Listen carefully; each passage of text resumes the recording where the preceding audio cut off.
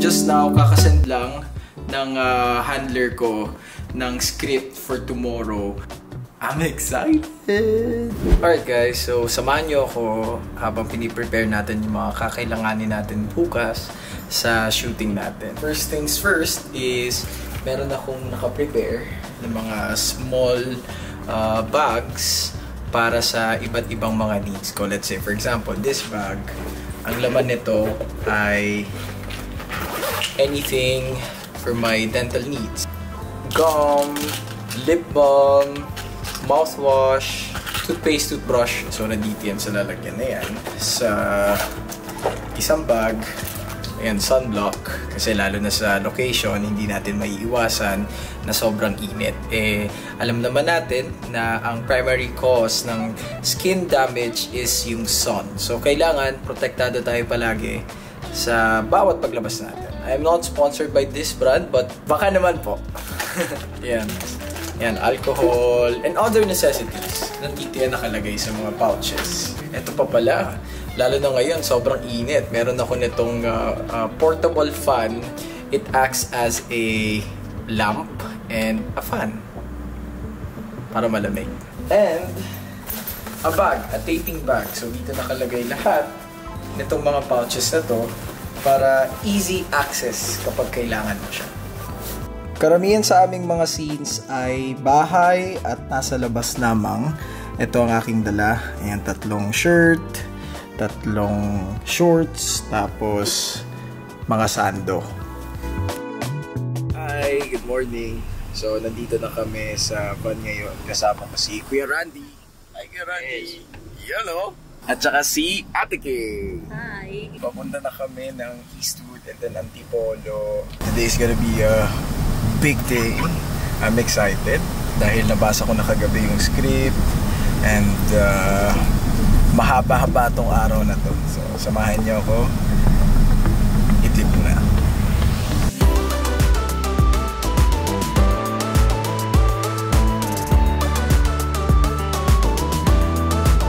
Ayan! So, nakasettle in na tayo. Nalagay na natin ang tent.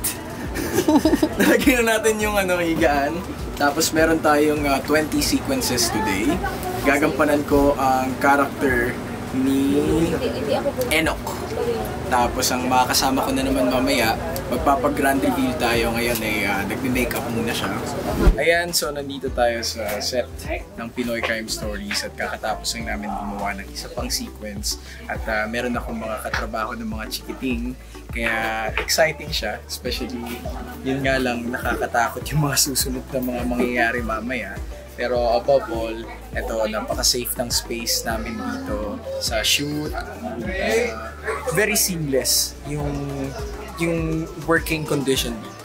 Kaya salute sa lahat ng bumubuo ng Pinoy Crime Stories. Oh, Michael, is it your dream to be an artista? Tell them your riddle. Guys, I have a Tagalog riddle. Oh, what's that? What's that? What's your riddle? Ano ang gulay na kulay puti? Ano? Puti ito.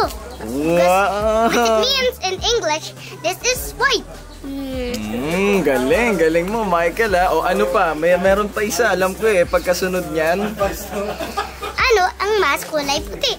Ano? Mashed potato. Wow!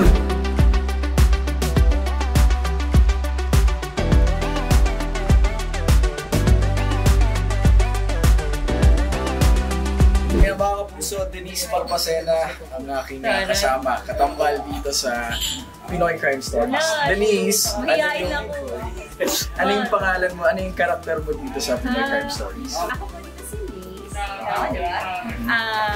Akong gumanap na asawa ng ginagawa pa yan. Sorry, kasi katatapos lang ng aming intense na scene. Paano ba yung preparation mo pagdating sa isang scene? Dari, seryoso. Seryoso to! Seryoso to! Paano yung preparation mo?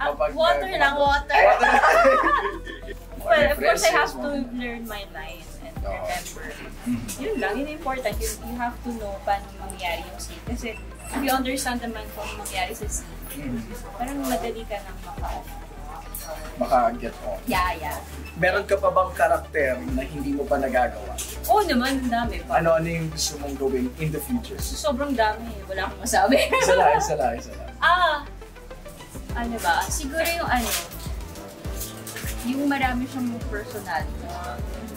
Para diba, mas ma-explore mo yung Yung characterization. Yeah, hanggang saan. Matututo ka.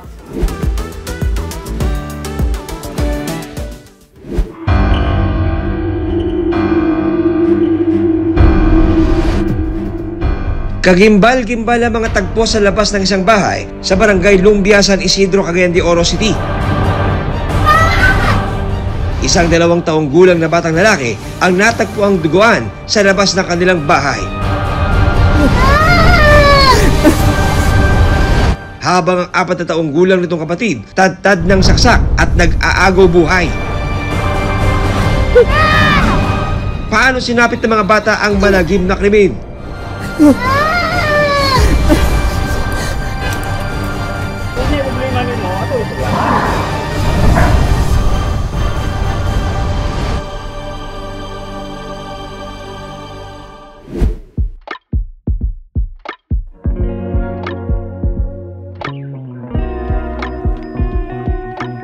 Ayan, so samahan nyo ako sa aking pamper day today at pag-usapan natin ang experiences ko sa Pinoy Crime Stories.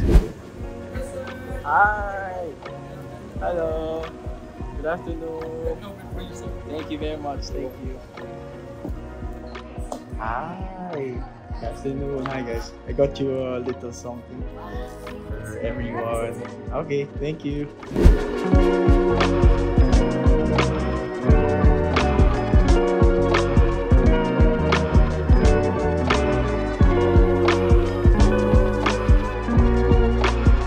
So habang tayo ay nag-IV drip dito sa iSkin, kwento ko muna sa inyo yung mga experiences ko during the shoot of Pinoy Crime Stories.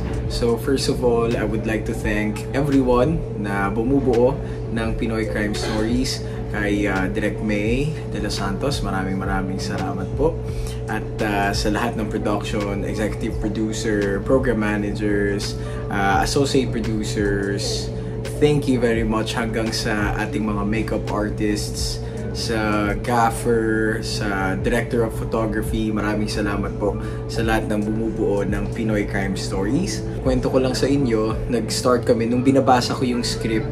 Medyo, it is really challenging because yun nga, ang character natin ay si Enoch at tayo ay pumatay ng 2 bata.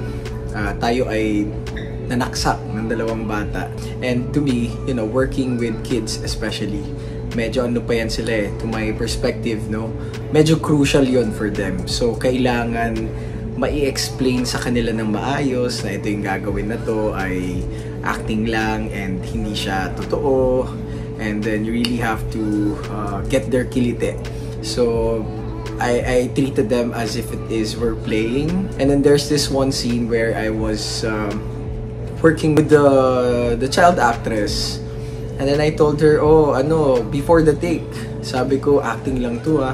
So during the take, nung hinampas ko na yung table, pinakita ko na yung emotions and everything, umiyak siya, and endless yung pag-iyak niya. Even after take, umiiyak pa rin siya. So I said, acting lang yun, ayan, did I hurt you? You have to check all of those things eh. Sa aking co-star, si Miss Denise Barbacena, na napakahusay pagdating sa pag-arte. Maraming salamat. Napaka at ease lang yung work because nakatrabaho ko na rin siya sa ibang projects. Siguro the entire feeling, it's rewarding. You know, after a long day of shooting, kasi we started, I think it was around 10 a.m. in the morning, 11 a.m. and then the working conditions also, and then the entire production really is working.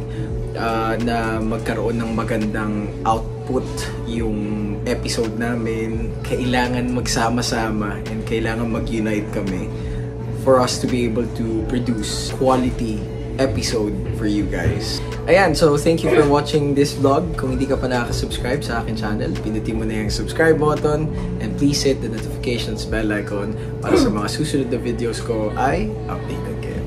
So see you on my next vlog.